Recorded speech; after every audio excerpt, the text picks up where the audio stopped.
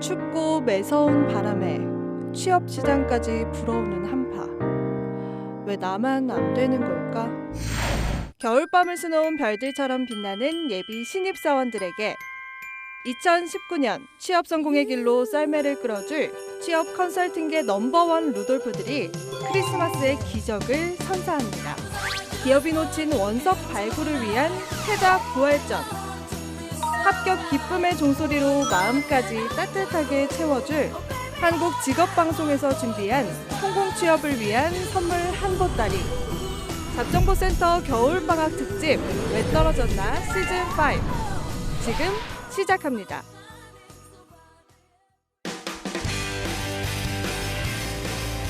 네, 안녕하세요. 성공취업의 시작 잡정보센터 이남주입니다. 네, 안녕하세요. 한유진입니다. 네, 요즘은 아침에 집을 나설 때마다 날씨를 보면서 이제 정말 겨울이 됐구나를 느낄 정도로 날이 굉장히 많이 추워진 것 같습니다. 또 이럴 때 드는 생각이 우리 취준생 여러분들은 이런 겨울 날씨를 뚫고 취업 카페나 도서관으로 가서 공부를 해야 되니까 또 건강이 상하지 않을까 걱정이 되기도 합니다. 맞습니다. 저도 감기에 걸려서 주말 동안 주말 동안 끙끙 앓았는데요. 네. 취준생 여러분들은 취업 한파까지 견뎌내고 있을 거고 생각하니까 더 걱정이 되는 것 같습니다. 그래서 저희가 조금이나마 힘이 되고자 왜 떨어졌나 시즌5를 진행하고 있는데요. 네.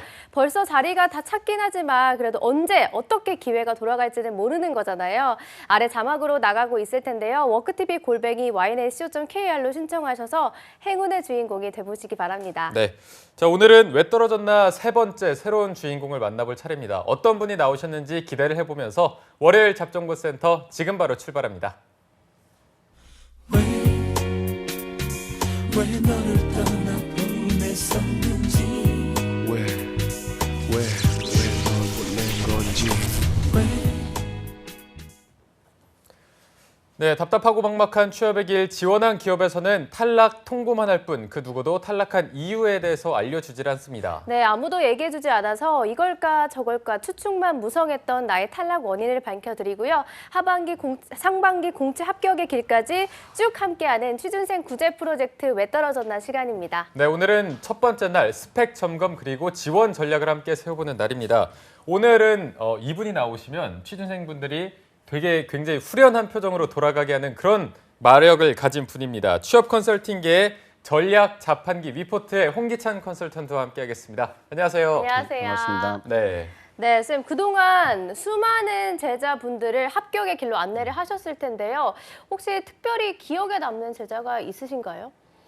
최근에 올해 하반기 때 이제 은행 입행을 했어요. 은행도 이제 두 군데 은행 입행했고 네. 그다음에 GS 유통계열도 합격했던 재학생인데 네. 구직 활동은 좀 오래 했습니다. 이번 하반기 시즌이 세 번째 시즌. 근데 올해 몇 장 썼냐고 하니까 진짜 실제 리얼 데이터인데 240개 자소서를 썼어요. 상반기 240 때 개요? 한 90개 썼고 하반기 때 150개 정도 썼다 하더라고요. 그리고 이제 4승의 실적을 거뒀죠. 그리고 잘 아는 학생인데 1년 반 동안 굉장히 힘들었어요. 그래서 최종 합격하고 이제 부모님하고 또 울음바다 되면서 저녁 식사했다 이런 얘기 하는데 그러니까 특히 문과들은 오늘 나오는 학생은 좀 괜찮아 이공계 학생이에요. 근데 문과 학생들은 그보다 훨씬 더 많은 도전이 좀 이루어져야 된다. 라는 부분을 좀 생각하셨으면 좋겠습니다. 네. 그렇게 제자분들이 가족과 눈물 바다를 쏟을 정도로 힘들게 합격 소식을 전하면 기찬 쌤 반응이 저희 좀 궁금하거든요. 워낙 좀 시크하셔갖고 그래 수고했어 이렇게 할지 아니면 정말 의외로 어머 이럴지. 그때 저희 세 분 어벤져스 특집 때처럼 네. 이를 환하게 드러내시고 웃으시는지. 물론 그렇죠. 행사 같은 거 송년 모임 같은 거 하거든요. 네네. 그러면 이제 사연이 있는 학생들이 있어요. 그러니까 이번에 삼성전자 DS 설비로 들어갔던 학생인데 자동차 회사 다니다가 이제 나오게 됐어요. 근데 저는 이제 이 학생을 아니까 문제가 있어서 전 직장을 나오거나 이런 건 전혀 없어요. 정말 반도체 시장에 대한 그 꿈 가지고 이제 구직 활동을 했는데 그가 면접장 가서 너는 왜 그 자동차 업종에서 나왔냐 이런 압박만 받다가 많이 떨어졌는데 이번에 또 1승을 했거든요. 그래서 취업은 그런 것 같아요. 그러니까 지난날의 실적들이 적층돼 가지고 여러분들의 평가받는 것이 아니고 결국 이 바닥은 이제 1승이거든요. 그러니까 좀 모두 전환이 필요한 시점이고 저도 그럴 때는 환하게 같이 미소 짓고 웃죠. 네, 알겠습니다. 네. 오늘 기찬 쌤의 그 미소를 또 보게 될지 기대가 됩니다. 네. 또 오늘 나오시는 분이 전공이 기계라서 기찬 쌤이 더 많은 컨설팅을 해줄 수가 있을 것 같습니다. 오늘 또 세 번째 새로운 주인공을 한번 모셔보도록 하겠습니다. 취업준비생 윤원홍 학생 모시겠습니다. 안녕하세요. 안녕하세요. 네, 반갑습니다. 네, 윤원홍 씨. 이번 왜 떨어졌나 시즌5의 세 번째 행운의 주인공으로 선정이 되셨습니다. 네. 이 카메라 보시면서 자기소개 한번 부탁드릴게요. 네, 안녕하세요. 저는 가천대학교 기계공학과를 전공하였고 나흘 동안 함께하게 된 윤원홍입니다. 네, 네. 반갑습니다. 먼저 이렇게 용기를 내서 저희 방송에 출연해 주신 데 대해서 감사하다는 말씀을 드리고요. 이렇게 보니까 인상이 굉장히 훤하시고 말씀도 잘하실 것 같은 그런 느낌이 좀 옵니다. 네. 일단 어떻게 이 방송에 출연 신청을 하게 되셨는지 그 이유를 먼저 좀 들어볼게요. 네, 저는 1년간의 취업 준비 기간이 있었는데요. 그동안 저 혼자 있었습니다. 그리고 준비 없이 처음 상반기를 맞이했었는데 그때 나쁘지 않은 성적을 사실 거뒀었어요. 네. 그래서 겁 없이 좀 하반기에 다시 도전을 했다가 처참한 결과를 맞이했습니다. 그래서 스스로 찾아낸 해결책에 좀 문제의식을 갖기 시작했고 네. 그래서 나흘간의 컨설팅을 통해서 다가오는 2019년도를 좀 기대되게 만들고 싶어가지고 지원하게 됐습니다. 네. 네, 알겠습니다. 답변도 정말 시원시원하게 해주셔서 네. 앞으로가 더 기대되는 출연자인 것 같은데요. 지금부터 원홍 씨의 스펙 점검 그리고 2018년도 공채 지원 결과를 살펴보고요. 기찬쌤과 함께 그에 맞는 지원 전략을 살펴보도록 할 텐데요. 네. 원홍 씨의 스펙 분석을 오늘 한껏 청초하신 신세미 캐스터가 소개해 주시죠. 네, 왜 떨어졌나 시즌5 세 번째 주인공입니다. 윤원홍 학생의 스펙과 또 공채 지원 결과 살펴보도록 하겠습니다. 화면으로 만나보시죠. 네, 가천대학교 기계공학과 전공을 했고요. 내년 2월에 졸업할 예정입니다. 학점은 3.58, 오픽은 IH 가지고 있습니다. 대외 활동과 기타 경험 부문은 2015년에 학과 학세장으로 취업 진로 및 신설, 그리고 구축과 학과 특성, 스터디 그룹 및 멘토, 멘티 신설 및 구축하는 등 다양한 행사를 진행했고요. 또 미국 인턴, 그리고 스페인 순례길에도 오른 경험이 있습니다. 그리고 캡스톤 디자인에서 플랫폼의 동적 평형 유지 시스템 연구 개발에 힘썼고요. 해외 경험은 10개국 정도 있습니다.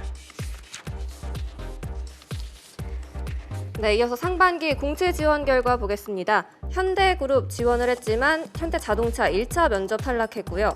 현대성우메탈에서는 2차 면접에서 아쉽게 최종 탈락했습니다. 그리고 현지코퍼레이션 개발 직무 최종 합격을 했는데요. 또 두산 산업차량 구매 직무와 삼성전자 인적성 탈락했고요. 보그 워너 충주 그리고 콘티넨탈 이곳은 면접에 응시하지 않았습니다. 네, 다음 서류 전형 벽을 넘지 못한 기업입니다. 램 리서치, SK 하이닉스, 현대캐피, 한화기계, 현대모비스, 현대자동차, 대한항공에 지원을 했지만 서류에서 탈락을 했고요. 네, 하반기 살펴보겠습니다. 하반기 공채에서는 전반적으로 구매 직무에 집중을 했는데요. 두산 인프라코어, 삼성전자, 한국토요타 자동차, 또 현대자동차, LG전자, 세메스, 만도, 보시전장, 삼성 메디슨에 지원을 했지만 두산과 삼성에서 인적성 탈락했고요. 현대자동차, LG전자 모두 서류 탈락했습니다. 네, 그 다음으로 현대 계열사를 좀 집중 공략을 하셨는데요. 현대모비스, 현대무벡스, 현대엘리베이터, 현대종합특수강, 현대캐피코 지원했지만 모두 서류 전형의 벽을 넘지 못했고요. 이 외에도 SK이노베이션과 SL, ABB 코리아, 포스코 대우, GS 동해전력, 그리고 GS 엠비스 이렇게 지원을 했지만 서류 심사 대기 중인 곳도 있고요. 서류 탈락한 곳도 있습니다. 네, 원홍 학생 이번 하반기 총 20곳 정도 지원을 했는데요. 어떤 점이 부족했는지 기찬쌤과 함께 스튜디오에서 자세하게 이야기 나눠보겠습니다. 네, 윤원훈 학생의 스펙을 함께 점검을 해봤습니다. 아까 말씀하신 것처럼 상반기는 뭐 최종 합격한 것도 있었고요. 성적이 나쁘지 않았는데 하반기에 서류 탈락이라는 글자가 좀 굉장히 많이 보이는 것 같습니다. 일단 원홍 씨 본인이 생각할 때 내가 어떤 게 부족했는지 좀 파악하신 게 있나요? 네, 제 실패한 원인을 크게 세 가지로 좀 분류해 봤었는데요. 네. 첫 번째는 제가 직무에 대한 이해와 그에 따라서 그 직무에 가진 제 경쟁력에 대해서 조금 분석을 정확하게 하지 못했던 것이 첫 번째 요인이었던 것 같고요. 네. 두 번째는 제 이력 사항이 자동차 업계와 그리고 그 구매 직무에 좀 집중되어서 관리되어졌던 것. 이 두 번째 원인이라고 생각을 했고요. 그리고 세 번째는 인적성에서 경쟁력이 약한 거. 이게 마지막 원인이라고 생각했습니다. 그래서 이런 것들이 복합적으로 자기소개서에 좀 어설픔을 주고 좀 많이 확인이 필요해 보이는 도전자처럼 보이게 하고 그리고 인적성에서 탈락하고 면접에서 가려운 곳을 확실하게 긁어내지 못하고 이런 좀 복합적인 원인들도 같이 작용하지 않았나 싶습니다. 네. 네. 자신에 대한 분석을 좀 뚜렷하게 하고 계신 것 같은데 네. 이 분석이 맞는지는 조금 이따가 기찬 쌤과 함께 확인해 보도록 하겠고요. 네. 먼저 원홍 씨가 지원 기업을 고르는 데 있어서 제가 보기에 전공과 관련된 걸 많이 선택하신 것 같아 보이는데 실제로 기준이 어땠나요? 사실 제가 하고 싶은 일이 좀 확실한 편이었어요. 저는 자동차를 좀 순수하게 많이 좋아하고요. 그리고 어떤 목적을 두고 어떤 상대방과 좀 고민하고 타협하고 협상하고 좀 협력하고 이런 커뮤니케이션 활동을 엄청 좋아합니다. 그래서 네. 좋아하기 때문에 제 이력들도 좀 이력이라기보다는 제가 그 걸어온 길들도 좀 그런 쪽에 많이 집중이 됐었고요. 그러다 보니까 자연스럽게 구매, 기술 영업 이쪽 그리고 또 자동차 그 산업 쪽에 집중이 됐었고 그리고 순수하게 좋아했기 때문에 제가 쌓아온 경험들이 사실 스펙을 위해서 이렇게 만들어진 지원자들보다 제가 경쟁력이 높을 거라고 혼자 착각을 했었어요. 네. 그래서 주변에서 그리고 또 잘 될 것 같다 이런 얘기도 하니까 혼자 요즘 말로 될놈될이라고 혼자 막 생각을 하게 됐었고요. 이런 것들 때문에 제가 객관적이지 못했던 것 같습니다. 또 그런 의미에서 상반기에 그 핸즈 코퍼레이션 개발 직무에 최종 합격을 하셨는데 뭐 나는 좀 더 잘 될 것 같다 이런 믿음이 있었나요? 왜 안 가신 건가요? 제일 큰 제 마음가짐은 그때는 첫 술에 배부르라라는 마음가짐이었어요. 왜냐하면 사실 너무 가고 싶었던 기업들이 다 서류 탈락이나 뭐 면접 탈락 이렇게 했었거든요. 그래서 대표적으로 현대자동차 구매부서가 면접까지 가서 탈락했었고요. 네네. 그래서 제가 많은 준비 없이 사실 그때 임했었는데 1차 면접까지 갔기 때문에 사실 준비만 한다면 가능성이 있다고 저 혼자 좀 판단을 했었어요. 그래서 네. 다른 기업들의 면접 합격까지 받아냈었으니까 첫 술에 배부르랴 충분히 가능성이 있다라고 생각해서 도전했었는데 목표 기업은 고사하고 좀 악순환에 혼자 갇혀버린 것 같아가지고 네. 그게 큰 실패 요인이었던 것 네. 같습니다. 네. 알겠습니다. 이렇게 상반기에 합격된 기업이 있었음에도 불구하고 좀 목표를 위해서 조금 더 도전해보자라는 생각이었는데 네. 계속해서 서류를 탈락하다 보니까 악순환이 반복되고 있는 것 같다라고 말씀을 해주셨는데 기찬 쌤이 보시기에는 이 원홍 씨 선택이 어땠다고 보시나요? 그러니까 지금 제가 이 일을 하면서 지금도 합격자 발표들이 계속 나고 있는데 취업시키기 제일 좋은 학생들이 이공계 학생들 중에서 어학 점수가 높은 친구들이 잘 가요. 네네. 그러니까 원원 학생이 이제 대표적인 케이스죠. 그리고 제가 뭐 학생들 저는 1대1로 많이 상담하는데 오늘 원어 학생은 제가 최근에 본 공대생들 중에 제일 잘생긴 학생인 것 같아요. 잘생겼다는 건 농담이고 실제 이력들을 보면 그러니까 그런 식의 캐릭터들이 느껴지거든요. 그러니까 저는 학생들 많이 응대했으니까 원어 학생은 학생회장도 하셨고요. 그리고 교환 학생도 이제 해외로 갔다 왔고요. 그다음에 해외 인턴도 6개월 정도 했고요. 그다음에 뭐 스펠, 순례길, 해외 경험 이력들. 그러니까 본인이 이공계이지만 본인의 성향이나 기질이나 자질은 내가 이제 책상에 앉아서 설계하고 계속 해석만 하는 것보단 현장에서 발로 뛰면서 사람들과 소통하는 일을 하고 싶겠다라는 캐릭터고 근데 이건 좋게 얘기해서 이런 거고요. 이걸 좀 부정적으로 얘기하면은 결국에는 개발하고 지방 가고 현장 가기 싫으니까 다른 거 하는 거 아니야? 라고 이제 생각을 하죠. 그래서 이공계가 이걸 뛰어넘기 위해서는 이 친구가 공하기 싫어서 여기 온 친구인지 정말로 이 직군에 대한 깊이 있는 뜻을 갖고 이 자리에 온 친구인지 이걸 볼 거예요. 그런데 본인 이력들 중에 그런 것들을 뛰어넘을 수 있는 이력이 한 가지가 있어요. 그건 지금 어학 IH가 아니라 IH가 갖고 있는 이공계들 상위권 공대생들 굉장히 많아요. 그러니까 이게 미국에서 진행됐던 인턴 경험이죠. 근데 이 미국에서 진행됐던 인턴 경험은 제조업 경험이 아니라 얼려보면 유통과 물류 쪽에 더 가깝고요. 그다음에 제가 오늘 좀 여쭤볼 텐데 아마 영업적 경험이죠. 그러니까 공대생들 중에 어학이 높은 친구들을 기술 구매에서 뽑아요. 그런데 본인의 이력들 중에 꼭 내가 구매에 집중해야 될까? 사실 그건 아니거든요. 그러니까 내가 다른 공대생들 대비 글로벌 이력을 갖고 있고 어학 실력이 충만하다. 그다음에 그 번외로 나올 수 있는 일반적인 조직 생활에 대한 경험은 다른 친구들도 다 있죠. 그러니까 구매에 지금 너무 매몰돼 가지고 구직활동하고 있는 부분이 본인이 산업과학 전공해 가지고 CPIM을 따거나 구매 부서에서 인턴 업무를 진행했던 이공계가 아니기에 구매만 집중하는 게 저는 첫 번째 문제라고 봐요. 그 다음에 두 번째는 지금 지원 횟수죠. 하반기 때 지금 20장 썼단 말이죠. 반도체 산업만 기계과가 제대로 도전해도 메이저급으로 20장이 나오는데 지금 지원 횟수 자체가 너무 적어요. 제가 보기에는 그게 화근이 된 것 같아요. 그러니까 현대자동차 구매 1차 면접에서 안 됐어요. 그게 아마 첫 도전이었을 거예요.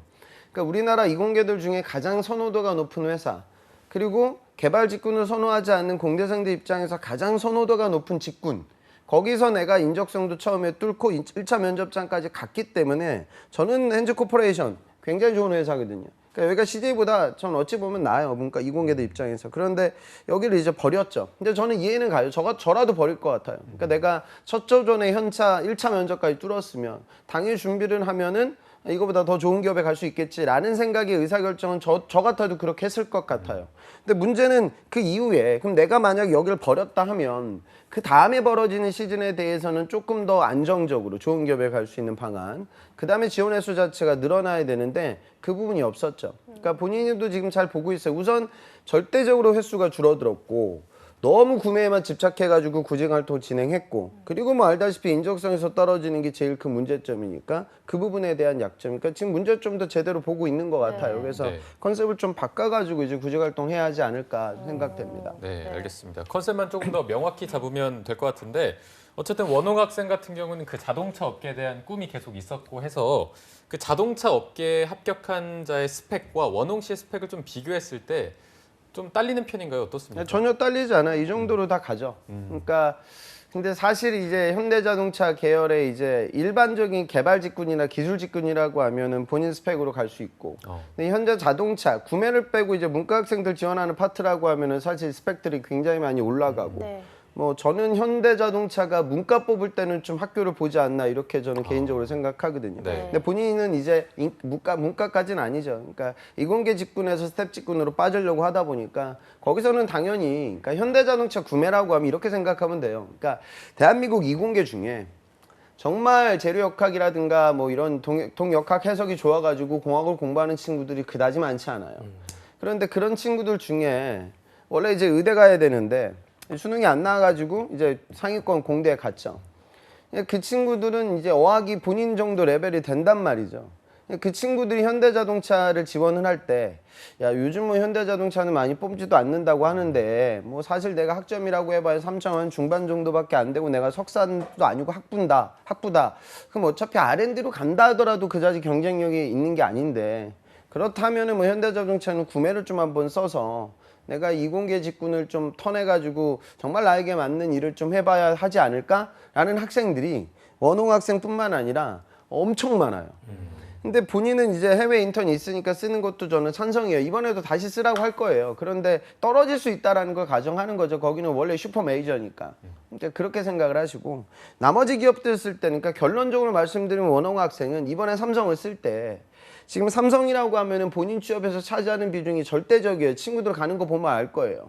그러니까 가천대 학생들은 잘 풀리면 딱 삼성전자 가는 거고 못 풀리면 레벨이 훅 떨어져요. 그러니까 원홍 학생은 삼성전자라는 회사를 지원하는 데 있어서 지금 전공 평점이 3.78이에요. 네. 제가 삼성에 입사시켰던 제 오프라인 수강생들 500명 정도 되는데 그 친구들은 평균 학점이 3.77이거든요. 그러니까 전공 학점은 딱 평균 학점이에요. 그리고 메인 학점으로 토탈 계산해 보면 좀 낮아요. 그리고 캡스톤 관련된 프로젝트가 있긴 한데 이게 반도체 파트에서 그다지 파워풀한 건 아니에요. 그러면은 지금 삼성 도전이라고 하면 저는 당연히 메모리 설비로 가야 된다고 봐요.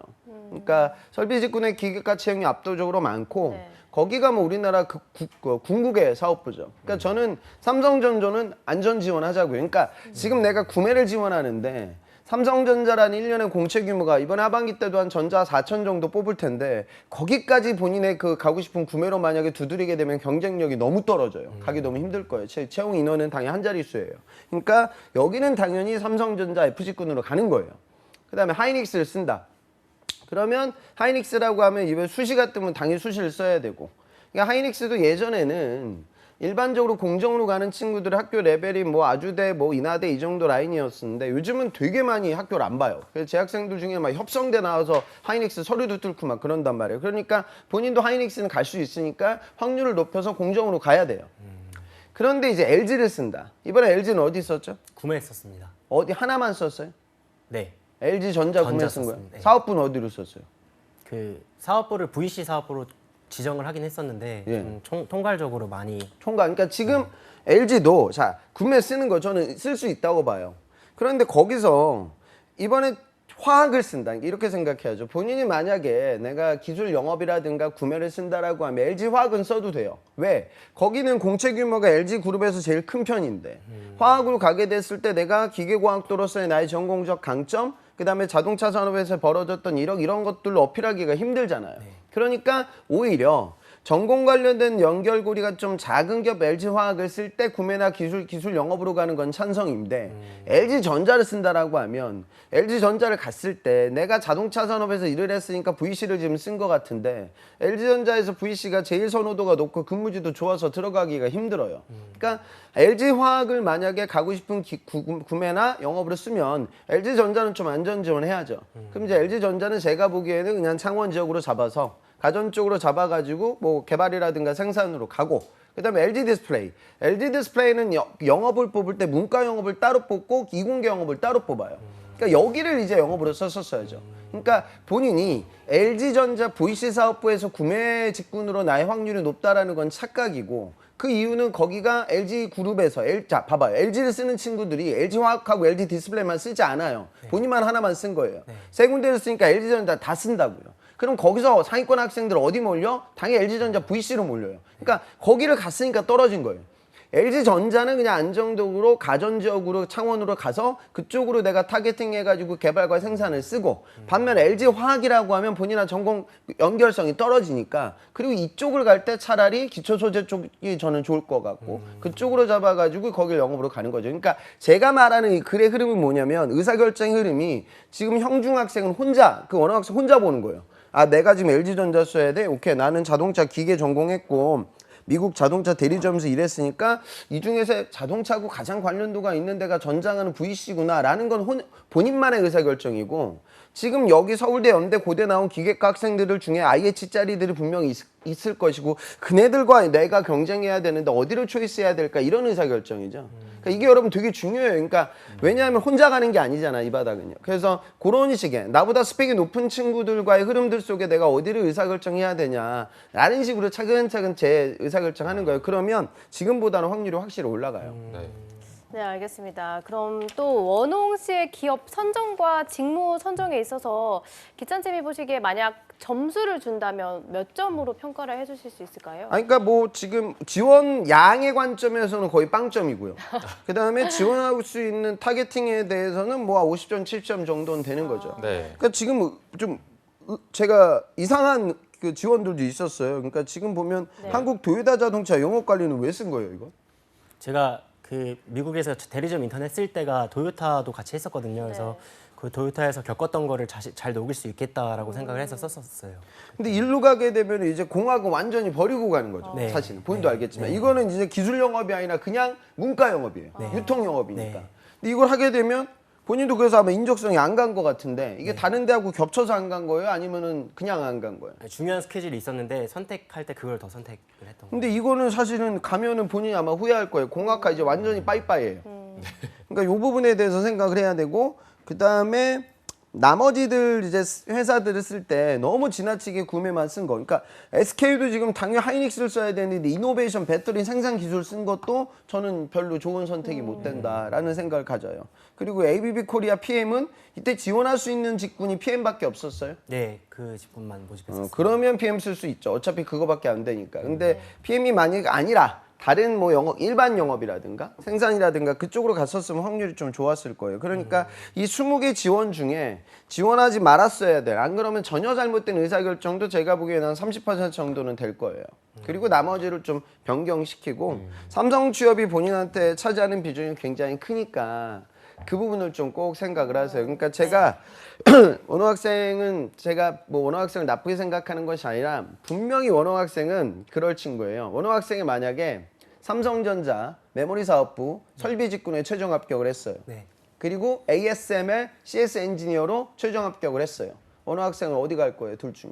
저는 ASML 갈 것 그렇죠. 같습니다. 그럴 캐릭터거든요. 그러니까 이게 여러분 이공계 되게 중요해요. 그러니까 무슨 소리냐면 저도 그런 이공계였거든요. 그래서 저는 원어학생의 마음이 느껴져요. 저도 재료공학을 전공했는데 저는 그걸 공부하면서 세상 만사 이렇게 재미없는 걸 처음 봤어요. 정말로. 그 연력학이라는 거 공부하면서 제가 그걸 C뿔 받아가지고 재수강했더니 C가 나오더라고요. 그러니까 저는 사실 별로 그게 안 맞아요. 근데 그게 안 맞다 보니까 뭔가 새로운 길을 찾아야겠다라는 생각을 가졌는데 원호 학생 그 생각을 가져야 돼요. 그러니까 우리가 회사 생활은 처음 들어가는 직군에서 천년만년 있는 게 아니에요. 저도 그렇게 해서 개발 엔지니어로 회사 생활을 시작을 했지만 저도 기획도 하고 법무팀에도 있고 막 그랬어요. 그러니까 여러분들 변환될 수 있는 가능성이 있죠. 그러니까 삼성이라고 하면 제발 부탁인데 구매로 가지 말고 그냥 안정적으로 진입에 초점을 맞추자고요. 그 두 번째로 제가 이런 추천을 하는 이유는 지금 인적성에서 떨어지고 있단 말이에요. 그죠? 그러니까 질사시 그나마 난이도가 요즘은 되게 쉽잖아요. 그래서 그 부분에 대해서 생각을 하고 삼성전자 F직군 도전이라는 부분이 원호 학생에서 사실 내년 상반기 취업의 절반이에요. 그가 떨어지게 되면 또 다시 안 될 가능성이 높아진다라는 생각을 갖고 지금은 이제 또 내가 구매를 해야 되니까 구매 관련돼서 교육 과정을 받는다라는 거 하지 말고 반도체 파트를 도전할 때 사실 구매보다는 영업이 더 가까워요. 본인 경험은. 그러니까 다시 말해 부품 소재 영업의 기술 구매보다는 외산 장비 기업들의 CS 엔지니어가 본인한테 확률이 더 높단 말이에요. 네. 그러니까 구매 관련된 교육 과정보다는 뭐 반도체 관련돼서 진짜 팹에 한번 들어가는 그런 경험을 해보는 걸 저는 추천드립니다. 네. 자, 이과생이 오니까 기찬쌤이 거의 물 만난 고기처럼 아주 혼자 그냥 이렇게 다 휩쓸고 다니십니다. 네, 네. 좋습니다. 아까 그리고 기찬쌤이 대외 활동 중에 미국 인턴이 정말 쓸만하다 이렇게 말씀해 주셨는데 보니까 뭐 스페인 순례길도 갔고요. 뭐 학생회장, 교환학생 해외 경험 10개국 되게 많이 있는데 이 중에 좀 쓸만한 거 미국 인턴 말고 다른 게 있는지 아니면 이거는 정말 버려도 된다 이런 게 있을까요? 그러니까 스페인 순례길은 사실은 뭐 되게 힘든 경험이었을 거예요. 한 달 남짓 이렇게 순례길을 가니까. 근데 네. 이게 이제 자소서의 메인 에피소드는 당연히 아니고 미국에서 인턴 했던 경험이 제일 중요해요. 여기서는 구체적으로 어떤 업무를 했어요? 원호 학생이 주 업무가 뭐였어요? 일단은 처음에는 원래 그 매장에 있는 그런 고객 요소들을 관리하는 거였어요. 뭐 차량을 다시 그 고객에게 갖다 준다든가. 근데 제가 그게 아닌 것 같아서 배우는 게 없는 것 같아서 오히려 고객들이랑 계속 소통하다 보니까 나중에는 좀 고객 서비스 예를 들어서 처음에 차량이 그 영업사원들이 좀 바쁘면 제가 차량을 대신 좀 설명을 해주고 테스트 드라이빙 할 때 제가 그 차량의 그 운동 성능들을 좀 얘기를 해주고 이쪽으로 조금 더 번져서 그 업무 확장이 좀 됐었어요. 끝날 때는. 네. 그러니까 사실은 이게 6개월간 진행된 그 업무고 해외고 그다음에 이제 자동차 이렇게 들어가니까 사실은 이제 큰 조직에서의 업무 경험으로 내비칠 것 같은데 실제적으로는 제 추측건데 그냥 현장에서 진행되는 우리 뭐 시청 말로 좀 생영업 네. 그다음에 단순 업무가 아마 메인이 됐을 것 같아요. 그래서 여기서 진행이 될 때는 이제 다양한 고객들을 만나오면서 뭐 CS 마인드 배웠다 뭐 이런 식으로 풀어 나가고 다양한 문화권, 언어권, 종교권에 대한 글로벌 소통 능력을 배웠다라고 풀어 나갈 거예요. 그래서 지금 이 정도 경험, 그러니까 더군다나 이 얘기를 듣다 보니까 더 구매에 몰입할 필요가 지금 없는 거죠. 그다음에 또 한 가지 본인한테 사실 더 중요한 건 이 캡스톤 디자인이에요. 이 디자인 프로젝트는 지금 구체적으로 제일 몇 명이서 진행이 됐고 제 핵심되는 기술적인 컨셉이 뭐였어요? 일단 5명이서 진행됐었고요. 그리고 제가 혼자만 그 하드웨어 설계야 그리고 기구 설계를 했었어요. 그리고 좀 성향이 제가 외향적이다 보니까 대외 협력 같은 것도 제가 하고 그 부품사라든가 그런 제 기구를 사고 소프트웨어를 어떤 솔루션을 제공하는 데 있어서 업체들이랑 컨택도 제가 했었고요. 근데 그게 사실 거기서 제가 좀 많이 확신을 가졌던 게 부품사들랑 이렇게 막 좀 트러블도 생겨보고 네. 그리고 만드는 과정에서 그 기구 설계하는 과정에서도 또 막 트러블도 생겨보고 하다 보니까 그 과정이 저는 너무 재밌더라고요. 왜냐면 지식을 정확하게 두고 그 객관적인 사실을 두고 계속 이렇게 서로 부딪히니까 그 협력하는 과정이랑 그 금액 맞춰야 되고 시간 맞춰야 되고 이런 게 너무 재밌었어가지고 네. 여기서 가장 크게 받았었거든요. 그리고 사실 그게 성과가 상도 장관상 받았었고 특허도 출원했었고 이랬기 때문에 사실 거기서 제가 경쟁력이 제일 크게 있다고 생각해서 구매도 거기다가 더 집중을 했었던 거거든요. 쓸 말도 많아서. 근데 그게 지금 제가 어떤 경쟁력이 거기에 사실 제일 큰 경쟁력이 있는 건지도 사실 지금 좀 헷갈리기도 합니다. 네. 그러니까 조달이라든가 금액적인 부분들에 대한 구매, 정해진 기간 내 프로젝트가 완료되고 우리가 원하는 스펙을 구현하기 위한 온 스펙의 재질과 부품을 구매했던 이력들을 통해서 거기 현장에 있는 사람들과 소통을 진행했고 그다음에 자재 입고 이루어지고 나서 이제 개발자들과 협업하는 과정들 속에서 거기 있는 매뉴얼대로 흘러가지 않았던 파트들이 있겠죠. 그러니까 그게 지금 되게 좋은 경험인데 문제는 지금 뭐 나중에 이제 또 자소서 클리닉을 할 때도 그런 얘기가 나올 것 같은데 지금 저한테 얘기하는 워딩으로 썼을 것 같아요.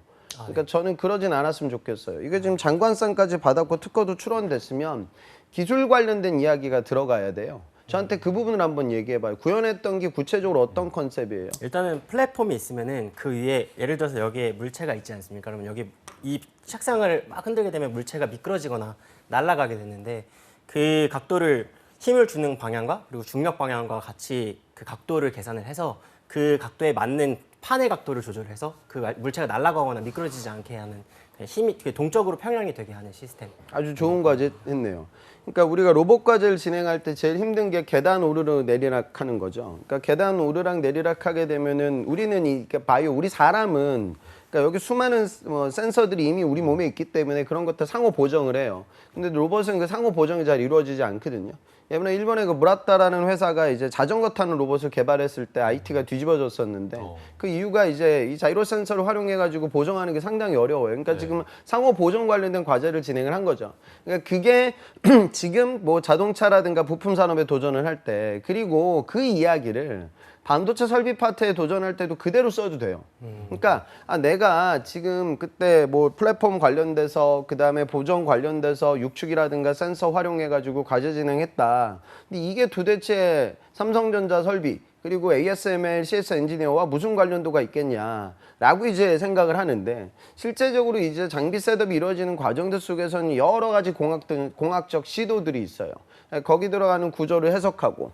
근데 조금 아쉬운 건 그거는 아주 구조적인 과제이기에 본인이 기본적으로 열이라든가 진동 해석 관련돼서 공부를 했던 해석 관련된 부분들도 분명히 학부 때 있었을 거예요. 그 부분을 지금 캐스턴 디자인 과제에다가 추가시키는 거죠. 그리고 이제 외산 장비 기업에서 업무 수행하다 보면 본사와의 유기적인 코어가 중요하고 영문으로 된 매뉴얼을 읽을 줄 알아야 하고 또 더군다나 그 실제 팹에서 클라이언트 회사 그러니까 하이닉스나 삼성전자에 있는 설비 장비 엔지니어들과의 유기적인 서비스 마인드와 코어가 필요한데 그런 고객 응대 경험이 나에게 있다. 어디서? 미국 자동차 회사에서. 그러니까 이런 식의 구조로 다가가기에 본인이 진행했던 경험이 앞서 말씀드린 반도체 공정과 설비 CS 엔지니어의 아주 적절한 경험이죠. 그런데 문제는 지금 반도체 과목을 많이 안 들었을 거예요. 본인이 분명히. 그래서 또 어느 학생은 그 생각을 하겠죠. 반도체 모르는데 자꾸 뭐 이상한 소리 하네. 반도체 알아서 가는 게 아니라고요. 그러니까 반도체는 8대 제조 공정이 워낙에 복잡 다양해요. 그러니까 재학생들 수학하고 통계했던 친구들도 뽑아요. 그 이유는 여러 기술들을 모아가지고 공정을 최적화시키는 그 레시피 작업을 하는 거기에 어느 학생도 쓰임새가 분명히 있다. 단 반도체 관련돼서 PT 면접장 가면 이번에 8대 제조 공정으로 나왔거든요. 그냥 공부해야 돼요. 그래서 그 부분만 좀 추가시켰으면 좋겠습니다. 네, 알겠습니다. 자, 저희가 인적성도 한번 살펴볼 필요가 있는 게 아까 원홍 학생이 인적성이 조금 약하다, 거기서 많이 떨어졌다 말씀하셔서 인적성 하면 또 기찬쌤 아니겠습니까? 앞으로 상반기까지 지금부터 준비를 해야 될 텐데 인적성은 언제부터 하는 게 가장 좋을까요? 올해 하반기 때 몇 개 틀린 것 같아요. 영역별로. 일단 언어 영역은 굉장히 많이 틀리는 편이고요. 정답률이 70%, 70% 정도밖에 안 나와요. 그리고 공간 추리는 95%, 90% 이 정도 이상 나오고요. 설계를 했었기 때문에 그게 좀 특출난 것 같아요. 그리고 추리 영역은 80% 정도 나오는 것 같고요. 그리고 수리 영역은 70에서 80% 왔다 갔다 합니다. 잘하는 거 지금 아닙니까? 정답률이 80%라고 얘기 지금 하고 있거든요. 그러니까 추리 문제가 30문제 나오니까 80%로 잡게 되면은 지금 틀리는 문항수가 뭐 한 6개 정도 이제 나오는 거예요. 30문제니까. 그러니까 지금 본인이 알아야 되는 게 뭐냐면 지금 이번에 저도 지금 데이터 분석하고 있거든요. 그래서 분석 다 되면 제가 방송에서도 얘기를 할 텐데 통상 지금 본인이 풀었던 문제보다 실전 문제가 훨씬 쉽다는 건 아실 거예요. 훨씬 쉬워요. 그래서 지금 들어갔던 친구들을 보면 한 토탈 한 10개 정도에서 왔다 갔다 해요. 그러니까 못 푸는 틀린 문제가. 그러니까 지금 본인은 언어는 거의 심각한 수준이에요. 그러니까 언어 영역 관련돼서 공부를 해야 되니까 인적성 공부를 이 정도면 충분히 갈 수 있어요. 이번 시즌 공부해가지고. 더군다나 시각적 사고는 아주 잘하니까. 수리 추리도 거의 합격권이야. 조금만 더 올라가면 돼요. 그래서 시간 제거 푸는 연습하고요. 언어 관련돼서 독해가 너무 약한 것 같아 제가 보기에는. 그게 약하면 수능 관련된 비문학 지문이라든가 피세 시험에 나오는 언어 독해 이런 것들 좀 공부해 보세요. 그러면은 지금보다는 좀 올라갈 거예요. 그러니까 또 이게 걱정돼서 그래. 제가 아까 반도체 얘기하니까 원어 학생은 전형적으로 책상에 앉아 있는 스타일이 아니에요. 그러니까 또 반도체라고 하면은 야 또 뭐 교육을 받아야 되나? 해가지고 왔다 갔다 할 것 같은데 그거는 한 2, 3일짜리 교육으로 그냥 끝내도 되는 거니까 책상에 앉아서 적성 공부에 더 집중하셔야 됩니다. 네, 알겠습니다. 원홍 씨가 어떤 식으로 인적성을 준비해야 까지 알아봤는데 네. 혹시 오늘 방송 하시면서 궁금한 점이 아직 해결되지 못한 부분이 있으시다면 기찬쌤에게 물어보시면 될 것 같습니다. 네, 일단은 제가 아까 인적성 정답률에 대해서 잘못 말씀드린 거 하나만 수정하고 가겠습니다. 네네. 제 정답률이라고 얘기한 거는 제가 푼 문제 안에서의 정답률이었습니다. 사실 푼 문제는 보통 100% 중에 보통 80% 정도밖에 못 풀어요. 제가 푸는 속도가 느린 편이라서 그 안에서의 정답률이라서 사실 인적성 경쟁력이 그래서 약하다고 말씀드리. 더 열심히 해야 되죠. 네. 시간 재는 연습이 더 필요하겠네요. 그러면. 그러면은 우선 한 권 정도, 두 권 정도 풀 때는 더 그냥 공부하듯이 진짜 논리적으로 들어오고요. 아, 네. 그 다음서부터 풀어가면서는 시간 재고 푸는데 연습을 하세요. 그 다음에 본인이 여러 방송 보는 분들도 잘 봐요. 내가 이공계인데 학교 수준이 오늘 원어 학생하고 비슷한 수준이야. 그러면 이제 지사 시험이 여러분들 인생 걸린 시험이거든요. 학생들이 물어봐요. 선생님 어떤 문제집부터 풀어봐야 되나요? 그래서 제가 이렇게 대답하거든요. 뭘 그런 걸 고민해. 어차피 다 풀 거 아니야. 이런 느낌. 그러니까 본인도 지금보다는 더 좀 시간 투자를 거기 좀 많이 하셔야 돼요. 인적성이 지금 높은 편이 아니에요. 네. 네, 알겠습니다. 아직 풀리지 않은 고민들이 많으실 것 같은데 이따 끝나고 기찬쌤 붙잡고 물어보시기 바라고요. 알겠습니다. 마지막으로 이제 첫 방송이었는데 혹시 소감 한번 들어보겠습니다. 일단은 답답했던 것들은 확실히 계속 남아있는 것 같아요. 이게 좀 오래된 묵은 체증이니까 한 네. 번에 풀릴 수가 없다고 네. 생각을 듭니다. 그래서 오늘 집에 가서 생각 정리랑 그 생각 정리에 대한 좀 계획을 다시 좀 구체화를 시켜봐야 될 것 같고요. 그리고 일단 당장에 제가 잘못되고 있었다는 걸 저도 알고 있었지만 이거를 지적받기를 원하고 있었어요. 사실 이게 되게 못된 심보인데 그 지적을 확실히 받으니까 조금 더 정신이 차려지는 것 같고요. 이번에는 사실 제가 좀 어려웠던 게 제 인생 로드맵을 나름대로 좀 설정을 했었어요. 그 스페인 순례길을 거리 특히 많이 설정을 했었는데 그 로드맵에 좀 벗어나지 않으려고 좀 발악을 하면서 취준을 했었거든요. 그것이 가장 큰 문제라고도 생각이 들었습니다. 오늘 좀 상담을 나눠보면서 그래서 네. 다른 길로 조금 가더라도 제 로드맵이랑 상관없이 제가 어떻게 하면은 좀 더 제 삶을 좀 더 순탄하게 산다기보다는 좀 더 제가 후회 없는 삶을 살 수 있을까를 좀 더 고민해봐야 될 것 같아요. 네. 네, 알겠습니다. 저희가 오늘은 어쨌든 스펙과 지원 전략에 대해서 살펴봤고요. 내일은 자소서 컨설팅으로 또 원원 학생을 뵙도록 하겠고 기찬쌤은 목요일 날 토탈 컨설팅에서 뵙도록 하겠습니다. 두 분 고맙습니다. 고맙습니다. 네, 잡정보센터 1부는 여기서 마무리해보고요. 잠시 후 2부에서는요. 일자리 방방곡곡이 준비되어 있고요. 네, 그리고 이어서 다양한 분야에서 자신만의 노하우로 새로운 길을 개척하고 있는 분들을 만나보는 시간, 잡 초대석도 준비되어 있습니다. 네, 어디 가지 마시고요. 채널 고정!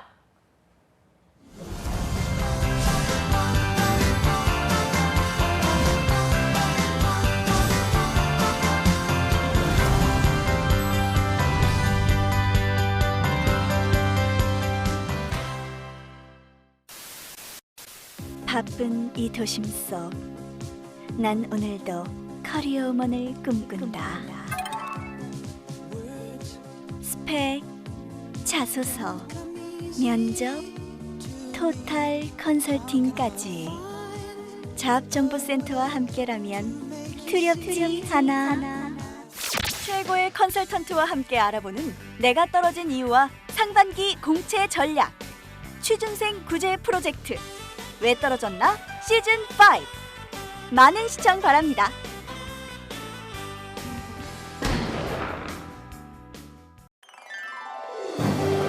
한국 직업 방송을 보면 취업이 보입니다.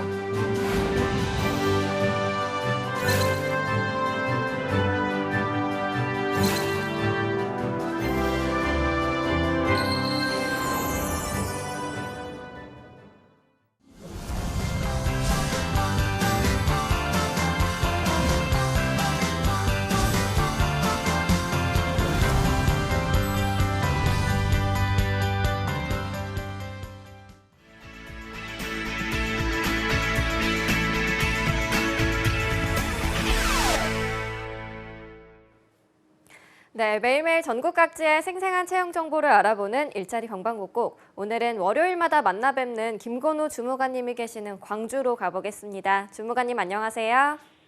네, 안녕하세요. 광주 고용복지 플러스센터 김원호 주무관입니다. 네, 오늘 준비된 채용 소식 알려주시죠. 네, 첫 번째 광주 지역 일자리 소개해드리겠습니다. 이번 주에는 광주 북구, 영봉 등 위치하고 있는 토목 건축 공사업체인 주식회사 구상건설입니다. 현장 시공 관리하실 현장 소장과 현장 기성 서류 및 기타 공사 관련 서류 작성, 관리, 현장 안전 관리하실 건축 시공 기술자 4명 채용할 계획입니다. 지원 자격은 2년제 대학 졸업의 이상 학력과 경력은 무관합니다. 건설 안전기사 자격증 소지자는 입사하실 때 우대한다고 합니다. 급여는 연 2,500명부터 시작하고 경력에 따라 차등 지급되며 접수 마감은 12월 26일까지니 서둘러 접수하시기 바랍니다. 접수 방법은 이력서, 자기소개서, 졸업증명서, 경력증명서 등을 이메일로 접수하시면 됩니다. 건축기사 관련 자격증을 가지고 있는 구직자분들의 많은 지원 바랍니다. 네, 건축시공 기술자 총 4명을 모집하고 있습니다. 경력이 무관한 구직건이니까요. 관심 있는 분들의 많은 지원 바라겠습니다. 주무관님 바로 다음 소식도 알려주시죠. 네, 두 번째로 전남 지역 일자리 소개해드리겠습니다. 전남 장성군 황룡면에 위치하고 있는 선철 주물 주조업체인 주식회사 SJ 금속 사업장입니다. 주물 제품 제조 생산직 사원 3명 채용할 계획입니다. 지원 자격은 학력과 경력 모두 무관합니다. 급여는 연 3,500명부터 시작하고 상여금 400%는 별도로 지급되며 주야간 2교대 근무가 가능하신 분 지원 가능합니다. 접수 마감은 12월 말일까지입니다. 접수 방법은 이력서, 경력증명서 등을 준비하셔서 이메일로 접수하시면 됩니다. 참고로 산업기능요원 보충력도 같이 채용하고 있으니 참고하시기 바랍니다. 네, 학력과 경력 모두 무관하게 생산 직원 3명을 채용하고 있습니다. 구직자 여러분들의 많은 지원 바랍니다. 주무관님 오늘 소식 고맙습니다. 네, 고맙습니다. 네, 이번에는 경기도로 연결해 보겠습니다. 성남 고용복지 플러스 센터의 이은경 주무관님 안녕하세요. 네, 안녕하세요. 성남고용복지플러스센터 이은경 주무관입니다. 네, 오늘 성남에는 어떤 채용 소식 준비되어 있나요? 네, 오늘 준비한 성남 지역 일자리 정보 소개해 드릴게요. 먼저 소개해 드릴 기업은 히트러너 주식회사라는 기업입니다. 히트러너 주식회사는 홈케어 서비스, 의약품 및 식품 첨가물 제조하는 기업이고요. 성남시 중원구 상대원동에 위치하고 있습니다. 이번에 모집하는 분야는 생산관리원 1명, 영업지원사무원 1명을 각각 모집하고 있습니다. 생산관리원은 제조 제품 생산의 공정관리, 원자재 관리, 이출고 관리를 담당하게 됩니다. 고졸 이상의 학력이면 지원 가능하고요. 신입 직원을 찾고 있습니다. 영업지원 사무원은 ERP 프로그램과 OA 능숙하신 분이시면 지원이 가능합니다. 인근 거주자와 운전 가능자를 우대하고 있습니다. 주 5일 근무고요. 급여는 생산관리원 같은 경우에는 연봉 2,400만 원 이상으로 면접 후에 결정이 되고요. 영업관리사무원은 연봉 2,200만 원에서 2,400만 원까지 역시 면접 후에 결정이 됩니다. 모집 기간은 생산관리 분야는 12월 24일까지고요. 영업 지원은 모집 시까지입니다. 지원을 희망하시는 분들은 자가 이력서와 자기소개서를 담당자 이메일로 접수하시면 됩니다. 네, 각 분야별로 구인 조건이 다르니까요. 관심 있는 분들은 꼼꼼하게 체크해 보시기 바랍니다. 주무관님 바로 다음 소식도 알아볼까요? 네, 두 번째로 소개해드릴 기업은 주식회사 3뷰라는 기업입니다. 주식회사 3뷰는 시스템 소프트웨어 개발 및 공급하는 기업이고요. 성남시 중원구 상대원동에 위치하고 있습니다. 이번에 모집하는 분야는 펌웨어 설계 및 개발자 1명을 모집합니다. 사물 인터넷 디바이스의 인베디드 프로그램을 설계하고 펌웨어를 개발하는 업무로서 전기 전자 이론과 단조업계에 대한 이해를 바탕으로 CAD와 C++, C, MFC 등의 스킬을 필요로 합니다. 지원 자격은 4년제 대졸 이상의 학력으로 정보처리기사 자격증 소지가 필수입니다. 근무 조건은 주 5일 근무고요. 연봉은 2,700만 원부터 면접 후에 결정이 됩니다. 모집 기간은 채용 시까지고요. 지원을 희망하시는 분들은 이력서와 자기소개서 등을 담당자 이메일로 접수하시면 됩니다.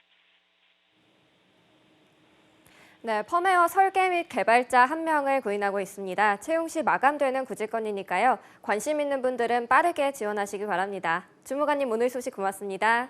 네, 고맙습니다. 네, 지금까지 일자리 방방곡곡 전라도와 경기도의 채용 정보 알아봤습니다.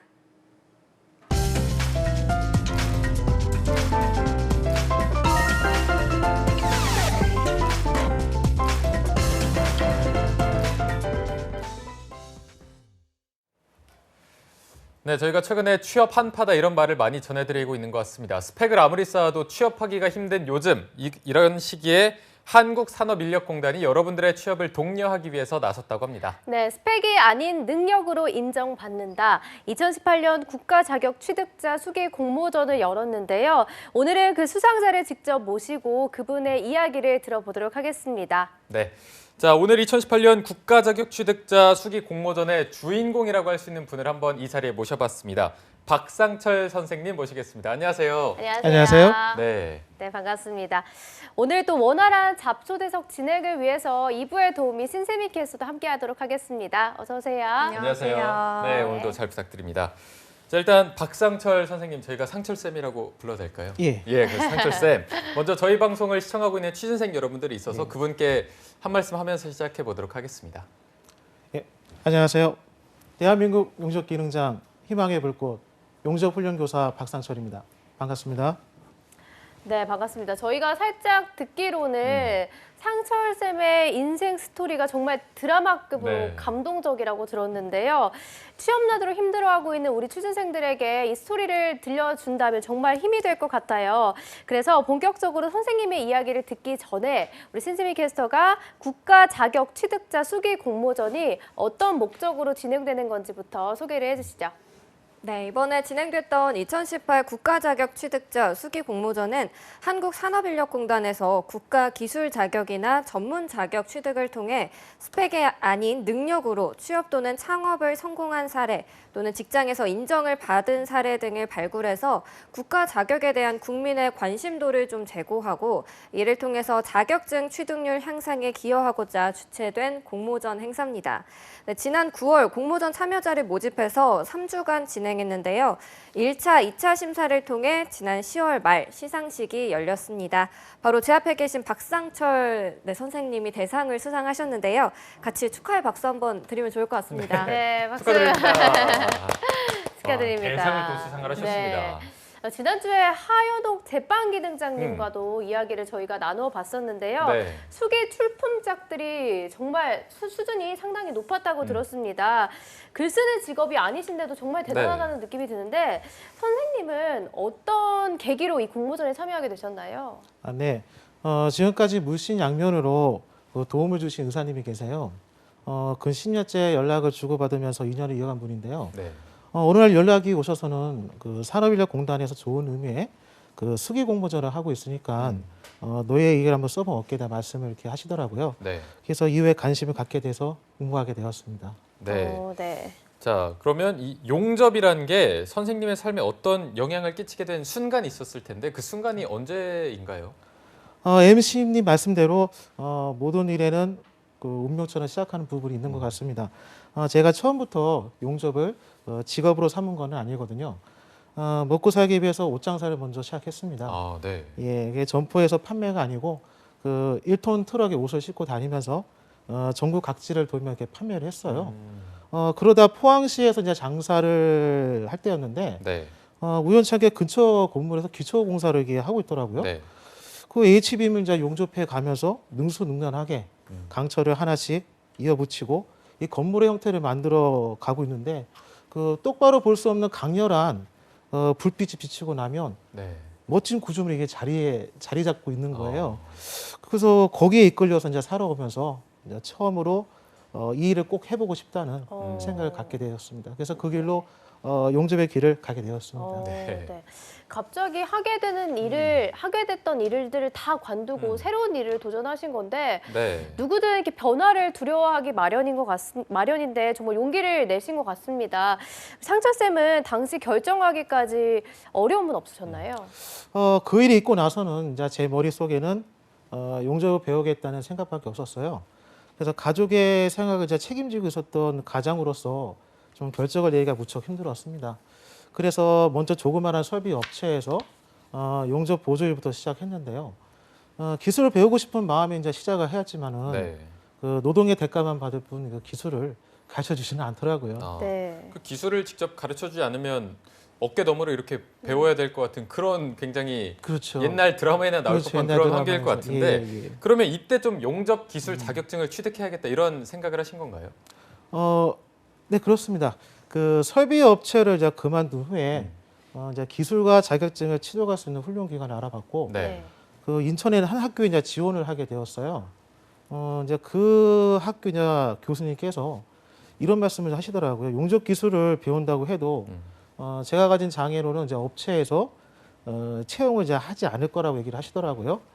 그래서 그렇게 입학에서 이제 떨어지게 되면서 이제 남들과 다른 제 손을 바라보면서 이제 태어날 때부터 가졌던 장애라서 이 불편함조차 모르고 살았는데 네. 그 다른 사람이 나의 장애 어떻게 바라보는지 좀 다시금 이제 생각하게 되었습니다. 그래서 그 일이 있고 나서 좀 오기가 생기더라고요. 네. 그래서 경기도 화성의 이제 직업학교에 다시 이제 지원을 시도했고 그다음에 합격을 하게 돼서 제가 원하던 기술을 배우게 되었습니다. 진짜 네. 대단하신 것 같습니다. 그렇습니다. 불편한 손을 가지고도 이렇게 손으로 해야 하는 정밀한 작업임에도 불구하고 편견을 깨기 위해서 정말 많은 노력을 하셨을 것 같다라는 생각이 드는데요. 네. 어떻게 합격을 이루게 되신 스토리도 한번 들어볼게요.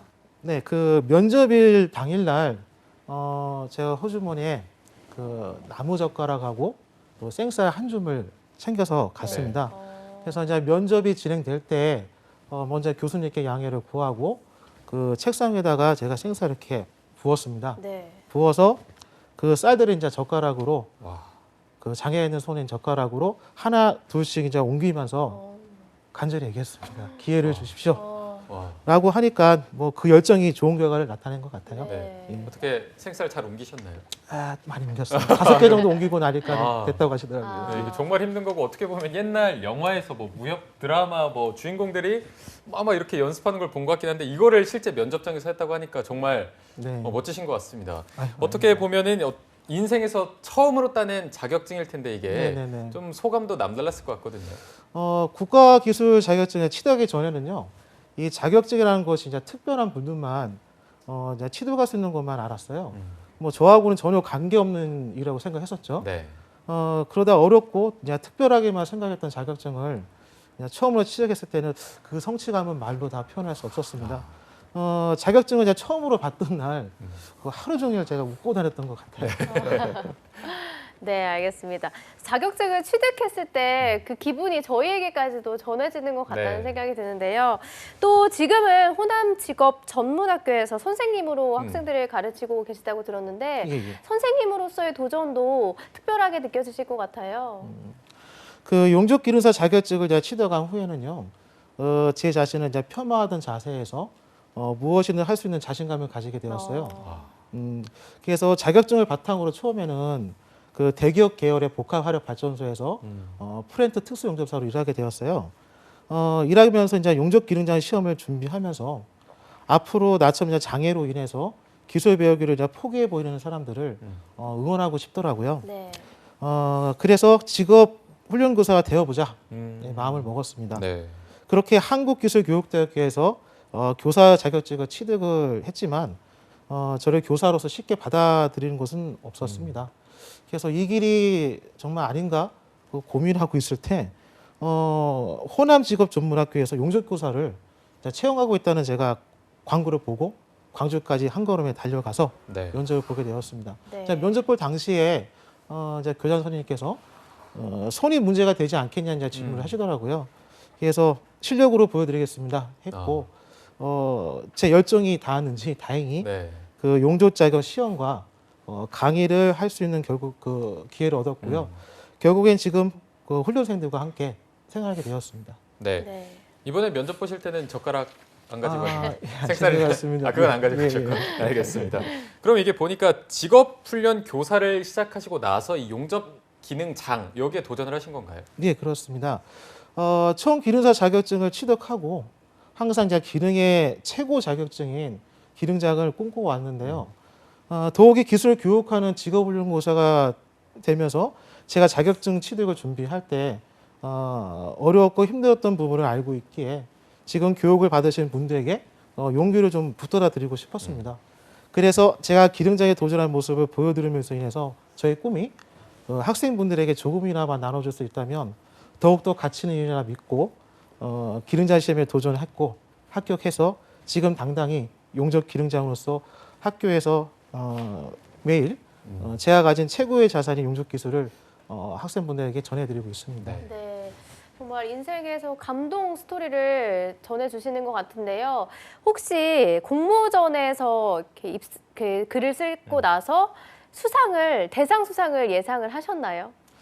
제가 근무하고 있는 이 호남직업전문학교에서는요, 그 학생분들의 고충을 보다 잘 듣기 위해서 많은 시간을 직접 상담을 진행을 합니다. 네.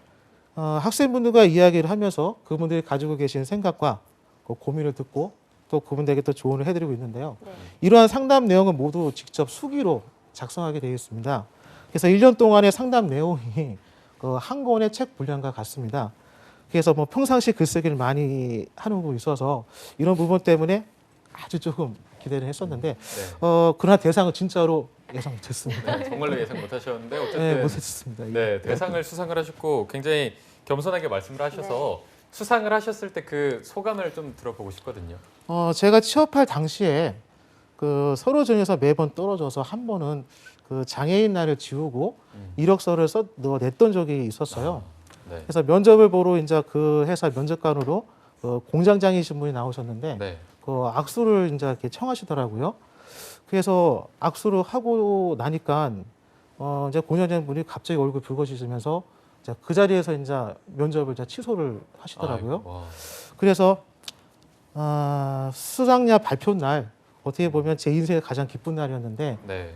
그 일이 떠올랐고 그다음에 장애에 대한 잘못된 인식과 편견 그리고 장애 때문에 꿈을 포기하지 않아도 된다는 것을 증명한 것 같아서 너무 뿌듯했습니다. 네. 네. 오늘 선생님의 삶의 스토리를 들으면서 저희가 정말 많은 걸 배워간다는 생각이 드는데요. 우리 취준생 여러분들이 지금 고용 한파로 정말 힘들어하고 있거든요. 네. 취준생 여러분들뿐만 아니라 또 선생님들의 제자들에게도 한 말씀 부탁드립니다. 모든 분들 그 가슴속에 자리 잡고 있는 열정의 온도는요. 강철을 녹이고 붙일 수 있는 온도 1530도라고 생각합니다. 아무리 한겨울 한파처럼 혹독하고 힘든 시기라도 이거 하나만 잊지 않으시고 무한한 가능성이 있는 나 자신을 믿으신다면 어려움을 극복하고 헤쳐나가셔서 꼭 꿈을 이루실 겁니다. 네. 자, 오늘 정말 인생에서 멋진 경험을 해주시고 계신데 제자들한테도 한 말씀 부탁드리겠습니다. 네. 1년 동안 자격증 취득하느라 고생 많았고요. 네.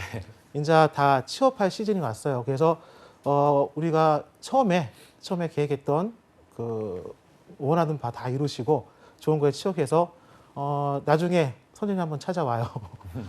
예. 네, 알겠습니다. 네. 자, 오늘 2018 국가자격 취득자 수기 공모전 대상 수상자이자 성공 스토리의 주인공인 박상철 선생님과 함께했고요. 또 신세미 캐스터 두 분과 함께 오늘 잡정보 센터를 마무리하도록 하겠습니다. 내일도 취준생 구제 프로젝트 왜 떨어졌나 시즌5는 계속됩니다. 네, 저희는 내일 오전 10시에 웃는 얼굴로 찾아뵙겠습니다. 여러분 고맙습니다. 고맙습니다.